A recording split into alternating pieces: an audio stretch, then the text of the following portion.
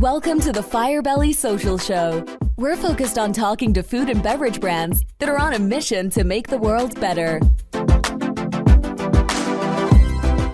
Hey, everyone. Duncan here with another episode of the Firebelly Social Show, where we chat with founders and leaders of mission-driven food and beverage brands. So it's a really interesting time because these are founders that are driven by making the world a better place. And so it's just a very different conversation for me and for a lot of our listeners. So thank you for tuning in to this episode. We've got a great show lined up for you with Jason, founder and CEO of Get Good Feels. This episode is brought to you by Firebelly Marketing. At Firebelly, we help mission-based food and beverage brands bring people closer through social media marketing. So if you're ready to use social media to create more community and excitement, go to firebellymarketing.com to learn more. So with no further ado, you guys, I'm so excited to have Jason here. Jason, is it Jason Reposa? That's right. You nailed it. All right, baby. Come Get Good Feels. He is a visionary founder. I'm so excited because he's a trailblazer in this infused beverage space with 25 years, technology, product development. He's done it, and he's so calm about it. And most notably focused on making the world a better place. So he's got 2 successful business exits. But what we're most excited about talking to him is what he's doing now. So Jason, welcome to the show. Thank you so much for having me, Duncan. Man, you got them cool shades on, got that, that styling. The look. I mean, I've got a hat on today because my hair is atrocious. So not going to lie, it's a little bit out of control. So I'm wearing a hat today. You're leading from the front. I don't want to hear any excuses. You're looking good. But let's talk about this. So you're in Massachusetts, right? Correct. Yes. Let's talk about how this all got started. How did you decide to get into beverage and CPG and cannabis? How did this all start? There's so much that kind of went into the beginning of this, but I'll give you the quick rundown. CPG is something I've always been passionate about. I've been starting companies since I was a little kid, and I always wanted to create something tangible, something you can hold in your hand. Whereas I didn't start out that way because I'm a technologist, right? I went to school at WPI for computer science and yada, yada, yada, had a really, really thorough kind of technical career. And then I was just like, I'm dealing with zeros and ones all the time. And I just felt like I need something else more fulfilling in my life. And I love zeros and ones. Don't get me wrong. I still program to this day. I was programming right before this call on a new API endpoint that I'm trying to integrate with. But more importantly, I needed something that I could point to on a shelf and say to my kids, hey, I built that, and that was really fulfilling from my perspective of actually producing a CPG versus just another, software platform or SaaS or something like that. That's awesome. And let me ask you this. Were there personal experiences that kind of influenced your decisions? Yeah, because I could have created any company right now. Right now I talk to my kids about creating companies all the time, and each one of my children have a budding company right now, and I get super excited about it. Like my oldest 14-year-old has a freeze-dried candy company, right? We have a freeze dryer at home because of my cannabis experiments. And he was just like, hey, I saw this on TikTok, like 2 years ago, and he's just like, hey, we should do something with this. And so I was like, yeah, I can help you start a business around this. My middle child is into, right now we're doing a clay mask experiment, right? So we harvested really great clay. We cleaned it all up. We're in the process of, it's already fully dried again. And now we're in process of incorporating all that into clay face masks and researching all. So I just get excited about ideas, right? Ideas are kind of what I feed on. And then my youngest wants to create a slime company. She's 7.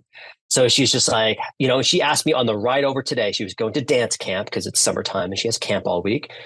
Going to dance camp, and she's like, well, what size container is it going to be in? She's asking me questions, right? And I'm just like, we'll do like 8 to 10 ounces, maybe 12 ounces. We'll find something at Amazon. We'll just get you a couple of bottles and you can experiment. So for me, it could have been any CPG company because I really just wanted to create something tangible. But my origin story of the hero of the story, the origin story, if you will, because, everybody's the hero in their own head. I created a cannabis company because cannabis helped me tremendously.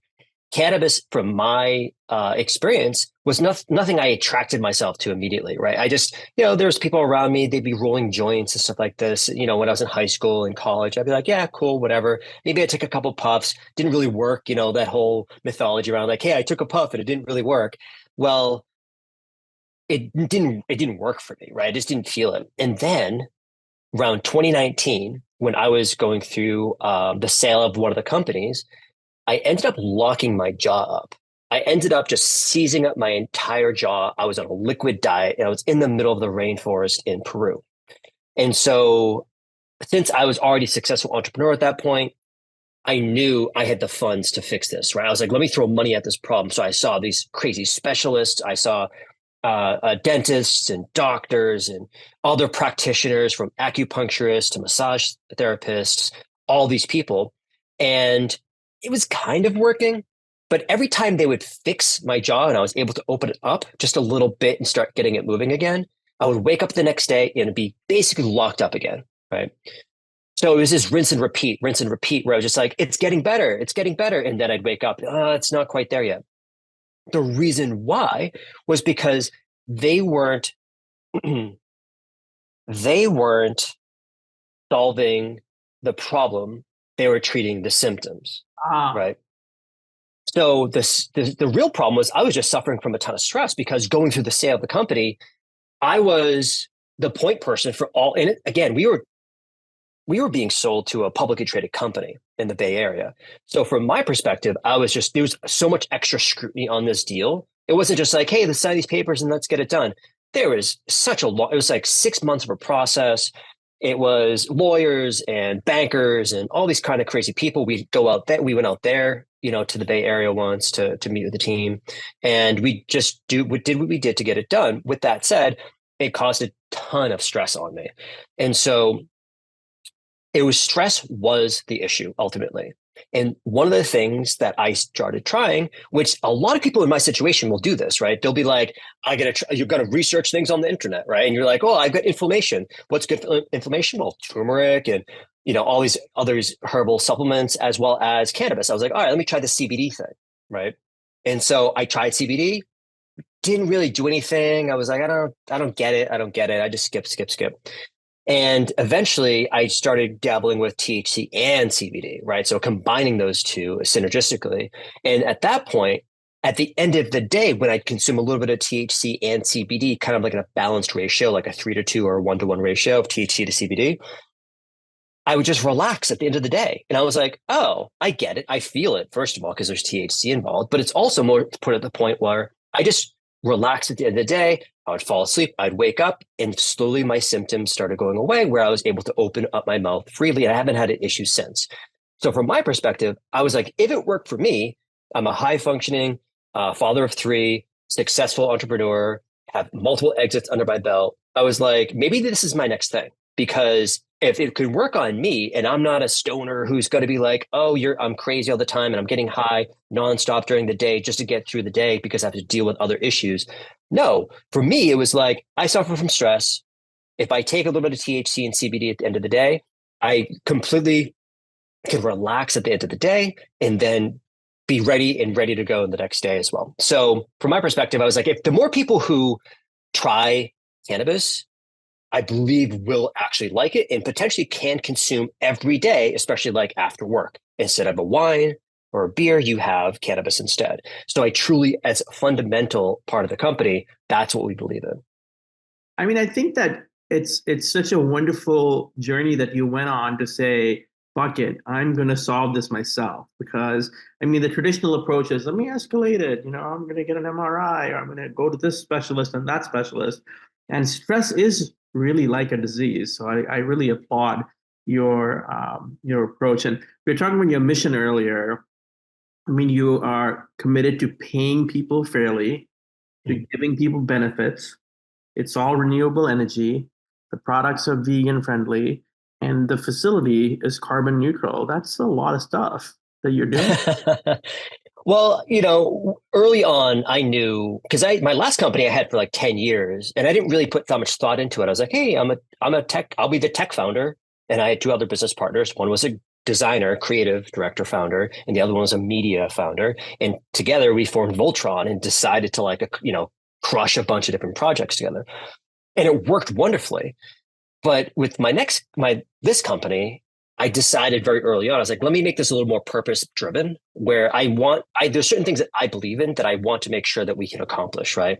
So I am vegan. I was very much plant-based. Now I'm kind of like a junk food vegan just because I'm just so busy at work. I'm just like, how can I get a quick, fix?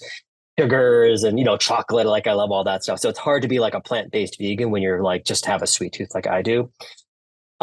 And as far as the carbon neutral aspects, as well as the, renewable energy side, that was one of those things we built in early on. Now, of course, unfortunately, we don't own this building, and maybe in the future we will, because of the way our growth is going. Like we suspect that we should be able to actually just purchase the building from the owner, because I think he's looking to sell it, in the next year or two. And from my perspective, I didn't want to create more of an impact on the world. I wanted to actually be a net positive on the world, right? So the way to do that is by basically saying we're going to make it all renewable, first of all. So everything's either wind or solar that's powering this facility, as well as carbon neutral. Right now we're doing on the RECs, right? So we're basically purchasing credits to be able to offset all of that, including the commutes of our employees themselves. Right. So everybody who commutes, we have an estimate, like an average amount of mileage people commute on every day. And we purchase enough credits and over 10, 15% over, just to be safe, to be able to put into these to renewable energy programs across or carbon reducing programs across the world. And then the living wage is pretty straightforward. It's like, I don't really want people to suffer by working here. Right. So now that one is the hardest one to do because I'm in a very challenging industry. Right. So our starting wage is $24 an hour. But, if you do $24 an hour times the year, it's really about $46,000 to $48,000. And in Massachusetts, that's still kind of on the low end. And we want to always be improving that. And if I had my way and we had the funds to be able to do it, I'd probably say the starting wage right now is like $65,000, $70,000 for everybody across the board, right? If I could actually do that, right? But unfortunately, we're not in that financial situation because it is a very challenging industry that we're in. Yeah, I mean, the amount of things you're doing, it's really commendable.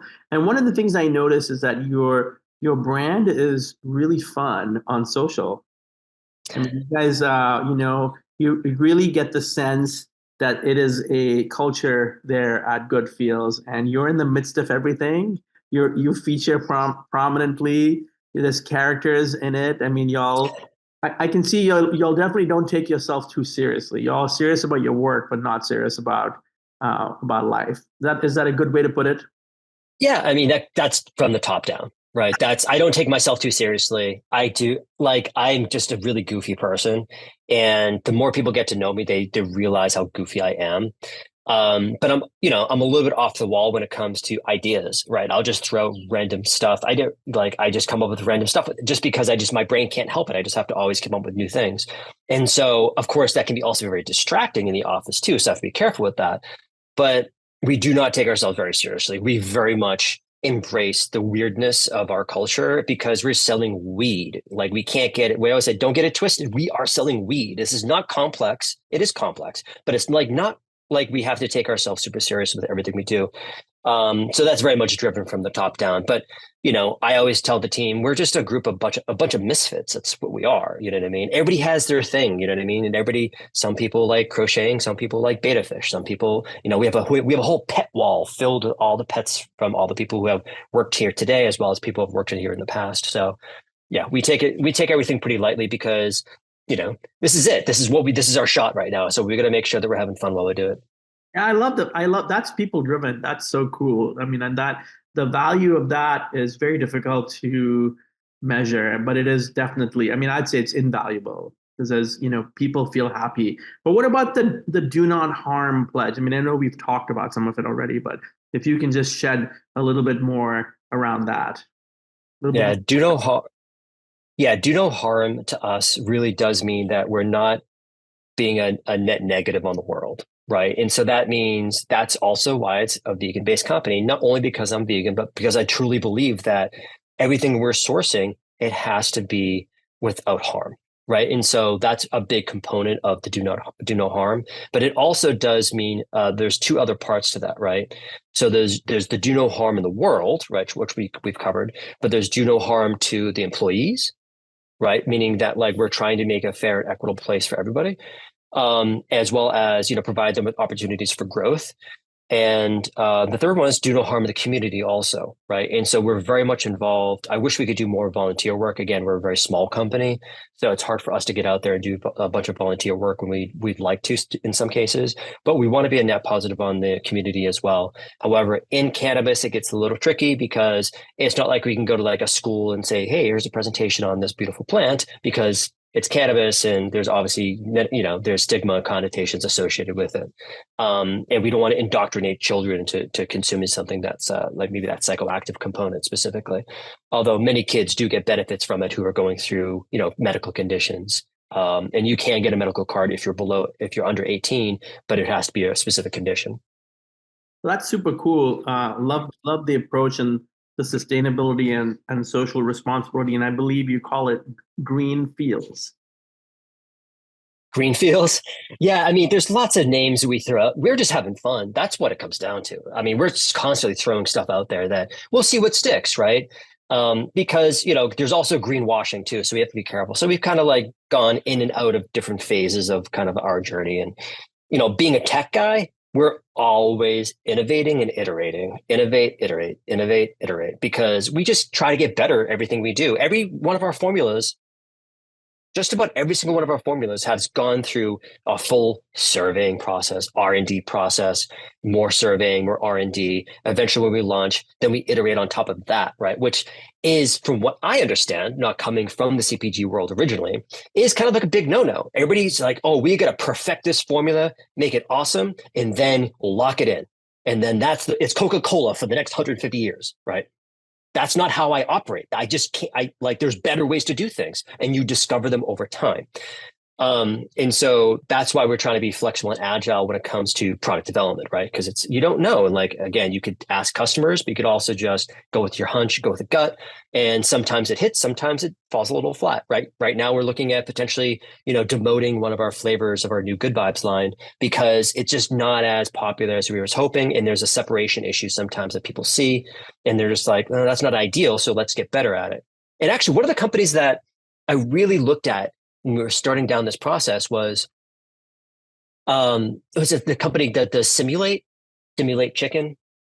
And one of the things I noticed on it, which I nerded out about, was they actually have a version number on their boxes. So they'll say like version 1.2 of this. So basically it's a formula that they were like, all right, we're going to improve it and we're going to call it V1.2. And it's something that I would like to do at some point. We just iterate and we just use the same packaging because packaging is also very expensive. And as the same, that company probably also understands that the packaging is really expensive to do all this stuff. But I would love to at some point put like version numbers on our product so people know this is the latest and greatest. It's version 2.3 or something like that. And I think the people that really love your product would welcome that, right? Because they want to know like what's happening. I've been drinking Rishi tea for years, and specifically the ginger and turmeric, ginger, turmeric, and lemon. And I've just been away from it for about a couple of months, and it tastes different. And I actually wrote the company and asked them like, hey, has the formulation changed? Is something different? I didn't hear back. But I think it's normal to change. And I know breweries do that all the time. They'll change their recipes. So thanks for shedding the light on this. I wanted to ask you, like, how do you position in comparison? I mean, I know it's a crowded, competitive market. How do you position yourself with consumers? It depends on the product line. We are running like two different companies as part of this. One is a hemp company, one is a cannabis company. And on the hemp side, our drinks, the way we have a new product launch coming up next week, I believe, if we hit all our timelines. But with that product, it's really about going after a specific demographic. And right now it really, really resonates. I think 85% female audience between 35 and 55. So we're really going after the Trulies and the White Claws of the world when it comes to that stuff. That's due to branding and packaging, but also it's due to the fact that it's 0 calorie and 0 sugar, right? So we're really trying to not impact people's diets in the sense where, I always have one of my mantras from being, I won't go so far as to say athlete, but being in the world of fitness and stuff like that, I don't want to drink my calories. That's one of the old adages you always say is like, you don't want to drink your calories. So instead of opening a Coca-Cola, just drink water, right? Or tea if you need that caffeine. So that's one differentiator. That's super cool. And what do you think's going on in the cannabis industry, or what are your insights on the cannabis industry as far as beverages are concerned right now? So that's a really heavy question. You probably didn't anticipate that being a really heavy question, but the industry as a whole is a bit bipolar. And the reason why is because hemp drinks are kind of outselling the cannabis drinks. And so you have cannabis, licensed cannabis, and under the colloquial term of marijuana. And then you've got hemp drinks, which you can also derive other cannabinoids from, more prominently known as primarily CBD, but you can also develop delta-9 THC from that as well. And those two groups are having a hard time getting along right now. And so there's a lot of infighting to the point where I don't even talk about our hemp drinks because our bread and butter is in Massachusetts marijuana licensed cannabis business, right? So for us to talk about hemp to those people, they're going to say, get lost, get out of here. We don't want your business anymore. So now I'm going to end up shooting myself in the foot for all my other products. You know what I mean? And so unfortunately, and the reason why, I'll say it that way, in the licensed market, such as Massachusetts, drinks are really, really hard to do for a couple of reasons. One, the price point on them, because you're not at scale, right? You're selling onesie, twosie. People aren't coming in buying cases. They're buying one or two as an add-on to their cart because they're like $7 each, right? So now they've come down a little bit to $6 and $5 per can or bottle, but it's just not sustainable at that level. You can't just do onesie, twosies wherever you go. And marijuana stores, the licensed cannabis stores in Massachusetts, people are going in there to buy weed. They're going in to buy eighths and pre-rolls and vape carts and all this other stuff. They're not going in there to buy a couple drinks, right? So the drinks are always been an afterthought. It represents 1% of the revenue of these stores or less. However, the hemp companies started coming up and saying, hey, we've got these drinks and all this other stuff. And we've been, I've developed these original formulas in 2019. So 5 years ago at this point. And these hemp companies are coming up and they're crushing it online as well as in retailers. And retailers in this case means like liquor stores, right? So in the distribution model exists for all of that, right? So you actually go to proper distributors under the 3-tier system typically, and you go and you sell them a bunch of pallets and they go distribute it to all the liquor stores, right? With their sales staff and their logistics. So way more effective, way more efficient. You can really achieve scale under that system. It has its, 3-tier system. There's obviously lots of critics about that. But the point is, in licensed market, drinks don't work yet, maybe, because there's a different mindset, different customer base. But drinks really, really do work under the 3-tier system and distribution. And the D2C model, the limitations of the D2C model is that it's not legal in all states. So you can't mail it. You can't ship product everywhere. Exactly. So as different states it's becoming way more fragmented than it was last year. But the fragmentation exists because as states realize that there are, and for lack of a better term, psychoactive components to these drinks, even though it's sold under the hemp rules, since there's the psychoactive component of THC in the limited amounts, 3 milligrams, 5 milligrams. Some drinks go higher than that, but we try to stay around 5 milligrams on everything at the most. Those drinks, since they have those psychoactive components, that's what gets everybody fired up, right? That's just like, oh my God, it's not legal in Texas. So we've got to come up with some law that's going to ban all this stuff. But it's like, well, the 2018 Farm Act clearly states that it is allowed. However, they didn't anticipate like all this stuff happening, of course, but now they're trying to figure out like what to do next with some of these rules. And every state is now getting privy to this and therefore adding new rules onto it.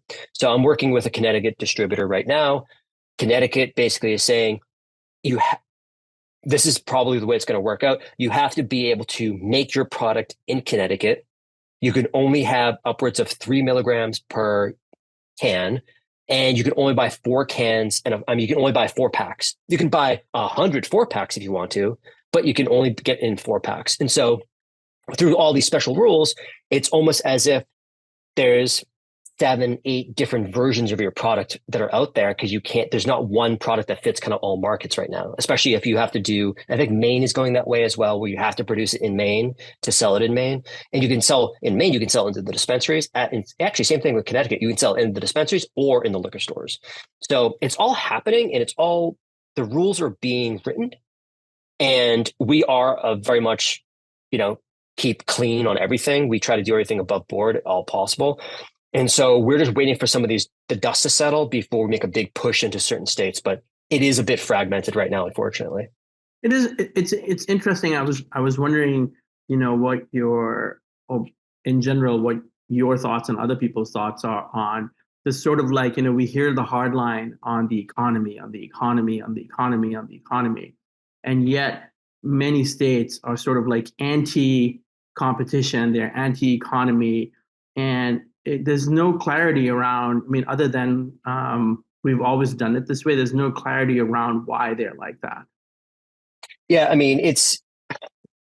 there are constituents that have louder voices and bigger pockets. So that's kind of where a lot of this is being driven, at least from my perspective, because I've seen some of these, the Texas Hemp Coalition was down in Texas, and they were in front of the speaker, and they were talking to them about like, why change this now? It's working. Everything's great. If you're going to change anything, maybe carve out drinks, on its own, to be like, hey, this is basically harmless in every sense of the word, especially when you compare it to something like alcohol, although Texas obviously loves their drinking. So the economics of it is, there's a huge upside to this. And actually, one of the things that Connecticut did do, though, is that for every single can, it's $1 in tax for every can that they sell. So they're getting smart, where there's like, well, if you really want to do it, we'll put the rules in place and you're going to pay $1 a can. And you know what? We're strongly considering it because we're neighbors to Connecticut, and we would love to have a presence in Connecticut. Massachusetts just kicked everybody out. They're losing a ton of money. They don't realize how much money they're losing. And even the dispensaries, my friends, who fought the hemp rules coming into Massachusetts, I don't think they realize that hemp drinks that are in liquor stores are a great feeder into their dispensaries, because if you like the products, maybe you want a little bit more. Maybe you want to try an edible or a gummy now. And like you just missed out on a giant opportunity, not only to tax it and regulate it safely, because there are some bad actors out there that are putting up junk products. We don't want them either. But a lot of the people that I talk to in the industry don't realize that they gave it this really great feeder system into their stores that, a lot of some dispensaries are located right next to a liquor store. The argument itself wasn't presented in a clear and concise way. And so, again, I've got to play both sides of this, and I can play nice to both sides because I see their perspective, but I just don't necessarily agree with everything they have to say about it. Mate, I love the line that you guys have, which is, I think it's looks good, tastes good, feels good. That's right. That's really great. And clearly, I would anticipate that you have a commitment to taste as well. 100%. Yeah, we do tons and tons of R&D. The taste of it is extremely important to us. And we decided very early on to go after a mass market taste profile versus a niche taste profile. And the reason why is because we're looking for scale. I don't necessarily want to make this super heavy pomegranate, jalapeno, basil, whatever drink that's going to appeal to a small fraction of people versus some of our more popular flavors like pineapple mango. It's like, it's going to be sweet and it's going to taste pineapple and tropical and awesome. So we definitely have a strong commitment to taste, because if it doesn't taste good, people aren't going to buy it again, right? Because it's not about their first order, it's about the reorder, as we all know. So I was wondering what exciting things are coming up that you want to tell our listeners about. So a couple of things. We were the first to crack the nut when it comes to the high dose stuff. Speaking specifically about Massachusetts cannabis really quickly, Massachusetts cannabis did not have on the adult use side 1,000 milligram or over 500 milligram product. We released 1,000 milligram product, which you probably saw maybe on social media. And the sales have been fantastic. Like there's no other way to say it. Like it's getting such a pickup. We sold out our first batch in 2 days after we announced it. And we're continuing to make more and more and more, introducing new flavors. That'll be our next big thing that's coming out in the next month or so. New flavors of Good Vibes X is what we call it. Then we're going to continue to iterate. And we also have some additions to the balance line, to the plus line as well.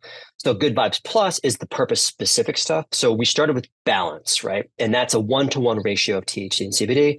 We have at least 3 more purpose specific blends that are coming out in the next, hopefully by the end of this year, but at least 1 or 2 will get out in the next, maybe say 2 months. And then that's just on the licensed cannabis side.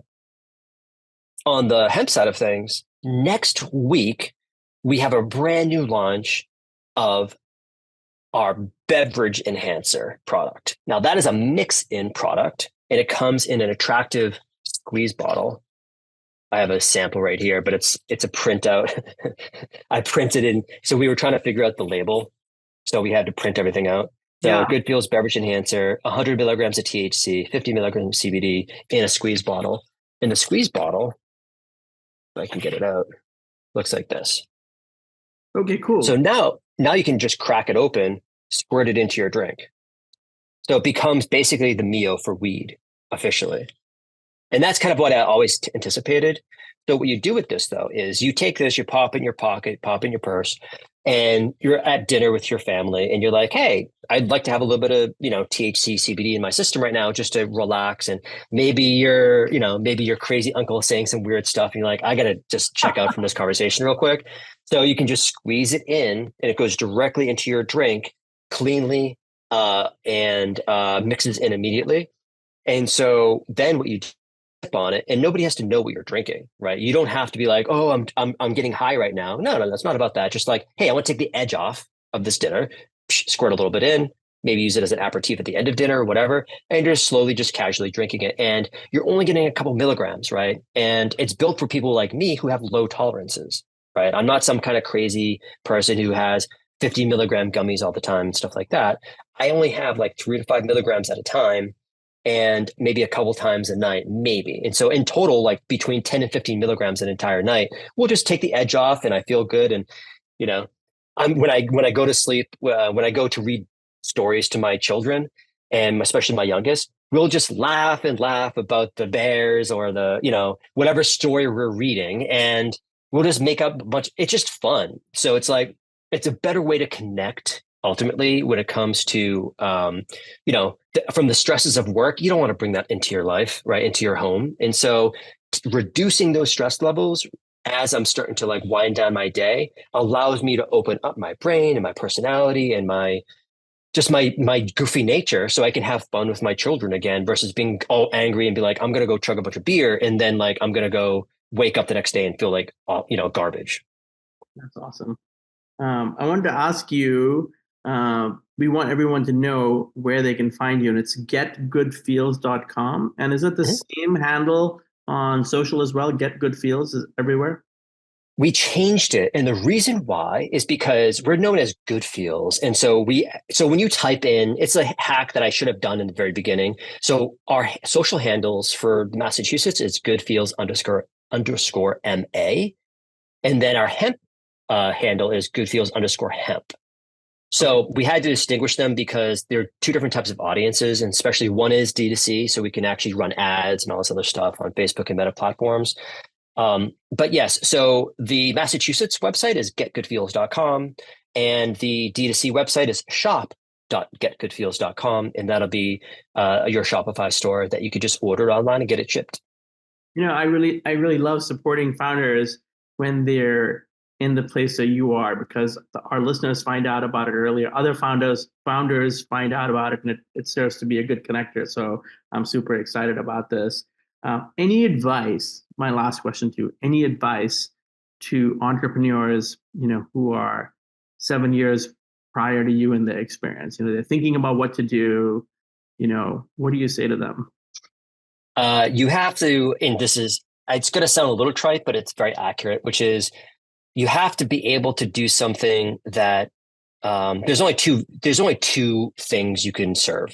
You can either serve the money or you can serve your happiness, right? And you can go at both of them really aggressively, but one is going to be more prominent than the other. And so if you're young, 7 years, I'd be saying focus on quality of life, making sure still feel really good about what you do. So whatever you choose to get into, make sure you're doing something that does resonate with you, because you'll have a much longer lasting ability to perform, right? And you will get burned out way, way less if you actually do wake up every day like I do right now and being like, I can't wait to get into the office to go crush a bunch of stuff right now.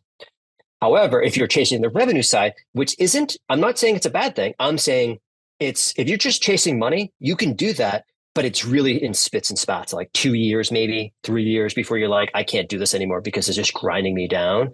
But if you focus on it, you will generate a ton of money. And again, it's really about focus. And so if you're going to pick one of those gods to serve, choose carefully, and just know that you won't have as long-term passion if you do choose just the money route.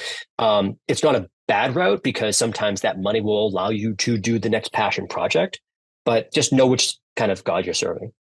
It's great advice from Jason. Thank you so much. Thank you for sharing so openly. I really love the candor and all about your mission and the exciting journey that you're on. And it's so amazing to see you with this background that you have, bringing innovation to the table. And I talk to so many founders, and you don't hear founders using agile project management language. That's funny. The way they talk. I mean, it's like, hey, 20% is better than 0%, man. Let's get it out sooner.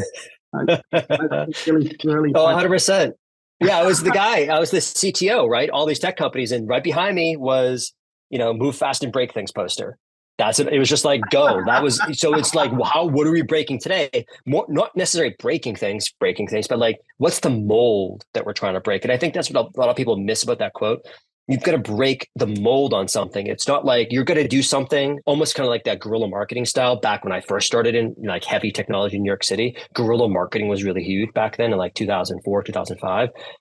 It's really about breaking the mold, not necessarily breaking code for no reason. That is true, to be yourself and to make the world your oyster, I guess. Mm-hmm. We'll use a cleaned up version of this. So thank you, Jason. Thank you to Firebelly Marketing for making this show possible. If you're a mission-driven food or beverage brand looking to create buzz, build a community, go to firebellymarketing.com. Thanks for tuning in to the show today. Don't forget to subscribe, leave us a review, share the episode with your friends. Reach out to Jason Reposa, super cool dude. I'm 100% sure he's on LinkedIn, and he is also very stylish. So, my man. Appreciate it, Duncan. Thank you so much for having me. Thank you, Jason, and see everyone on the next one. Thanks for listening to the Firebelly Social Show. We'll see you again next time, and be sure to click subscribe to get future episodes.